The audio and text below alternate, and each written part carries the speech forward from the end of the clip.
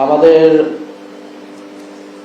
আমাদের জাতীয় নাগরিক পার্টি এনসিপির উনি একজন সহযোদ্ধা, যুগ্ম মুখ্য সমন্বয়ক হিসেবে দায়িত্ব পালন করছেন এবং বইটা প্রকাশ করেছে আদর্শ প্রকাশনী থেকে।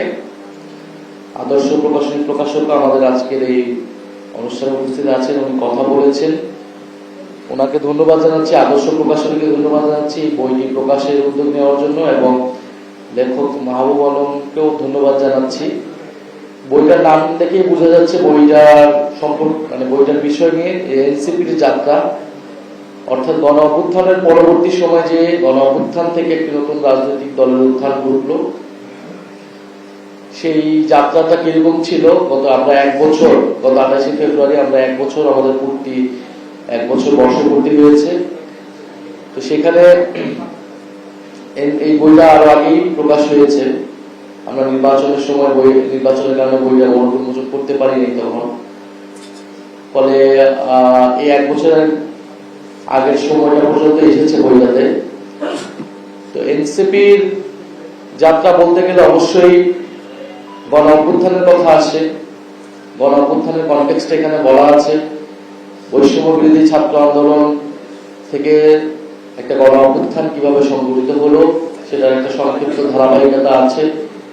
বিগত 16 বছরের যে ফ্যাসিবাদ, আওয়ামী লীগ কিভাবে ফ্যাসিবাদ কায়েম করেছিল, নানা প্রতিষ্ঠানকে দলীয়করণ করে, রাষ্ট্রকে স্বৈরতান্ত্রিক করে, লুটপাট, দুর্নীতি, বিরোধী মতকে দমন পীড়নের মাধ্যমে একটা ফ্যাসিবাদ রাষ্ট্রে টিকেছিল এবং বৈষম্যবিরোধী ছাত্র আন্দোলনের ব্যানারে যখন কোটা সংস্কার আন্দোলন শুরু হয়, সেইখান থেকে ধীরে ধীরে এই আন্দোলন গণ অভ্যুত্থানের দিকে ধাবিত হয়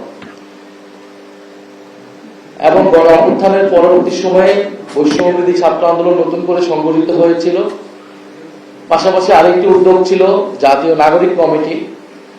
এই দুইটি উদ্যোগ পরবর্তীতে যৌথভাবে একটি রাজনৈতিক দল গঠনের ঘোষণা দেয়, যার থেকে তৈরি হয় জাতীয় নাগরিক পার্টি এনসিপি। বৈষম্যবিরোধী ছাত্র আন্দোলন ছিল একেবারেই যারা মাঠে, যারা ছাত্র, সরাসরি কলেজ বিশ্ববিদ্যালয়ের যারা মাঠে থেকে আন্দোলনটা করেছে, নেতৃত্ব দিয়েছে, তাদের প্ল্যাটফর্ম। আর জাতীয় নাগরিক কমিটি ছিল বিশেষত গত 1 দশকে যে সকল তরুণ নেতৃত্ব গড়ে উঠেছিল বিভিন্ন বিশ্ববিদ্যালয় এবং বিভিন্ন প্ল্যাটফর্ম, ঢাকার বাইরে থেকে, সেই তরুণ নেতৃত্ব সহ বিভিন্ন ঘরানার তরুণ নেতৃত্বদেরকে একটা জায়গায় আনার একটা প্ল্যাটফর্ম বা উদ্যোগ ছিল জাতীয় নাগরিক কমিটি। অর্থাৎ গণ অভ্যুত্থান পরবর্তী তরুণদের যে স্বপ্ন, বাংলাদেশকে বিনির্মাণ করা, গণতান্ত্রিক বাংলাদেশ, বৈষম্যহীন বাংলাদেশকে বিনির্মাণ করা, সেই স্বপ্নকে সামনের দিকে এগিয়ে নিয়ে যেতে যে রাজনৈতিক উদ্যোগ প্রয়োজন, তার ব্যাকগ্রাউন্ড হিসেবে কাজ করেছে জাতীয় নাগরিক কমিটি। আর গণ অভ্যুত্থানের প্ল্যাটফর্ম হিসেবে বৈষম্যবিরোধী ছাত্র আন্দোলন ছিল তার যে সরাসরি যে শক্তিটা ছিল, সেই শক্তিটা দিয়েছে বৈষম্যবিরোধী ছাত্র আন্দোলন। সেই দুইটা প্ল্যাটফর্ম মিলিয়ে এনসিপি তৈরি হয়। এই বইটাতে এনসিপি শুরু হওয়া থেকে ইলেকশনের আগ পর্যন্ত মোটামুটি একটা দিনপঞ্জিকা আছে যে এনসিপি গঠিত হওয়ার পরে বা গত 1 বছরে আসলে কি কি কাজ এনসিপি করেছে, কি কি ইস্যুতে সে কথা বলেছে, কি ধরনের বক্তব্য দিয়েছে।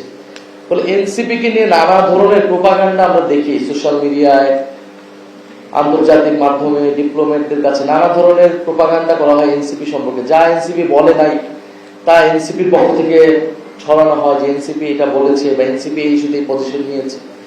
কিন্তু বেশিরভাগ ক্ষেত্রে আমরা দেখেছি যে বাংলাদেশের মিডিয়া থেকে শুরু করে বিভিন্ন জায়গায় এনসিপি আসলে কি চায়, আসলে কি বলেছে, বিভিন্ন ক্ষেত্রে কি পজিশন নিয়েছে, হয়তো বিচ্ছিন্নভাবে একজন নেতা, দুজন নেতা পজিশন, এনসিপির আনুষ্ঠানিক অফিসিয়াল পজিশন সেটা বিভিন্ন সময় অবজ্ঞা করা হয়েছে বা কষ্ট করে এটা আসলে বোঝার চেষ্টা করে নাই অনেক। এই বইটা পড়লে অ্যাটলিস্ট এনসিপি বিভিন্ন ইস্যুতে তার অবস্থানগুলো কি ছিল এবং যতগুলা ইস্যু এসেছিল সেই সময়, সেই সবগুলো ইস্যুকে কিন্তু এনসিপি সেই সময় অ্যাড্রেস করেছে, জাতীয় নাগরিক কমিটি সেই সময় অ্যাড্রেস করেছে, কর্মসূচি দিয়েছে। সংস্কার বা সাংবিধানিক সংস্কার ইস্যুতে এনসিপির যে দৃঢ় অবস্থান সেটার কথা এখানে আছে। ঐক্যমত কমিশন এবং তার বাইরেও এনসিপি সেই বিষয়ে কথা বলেছে।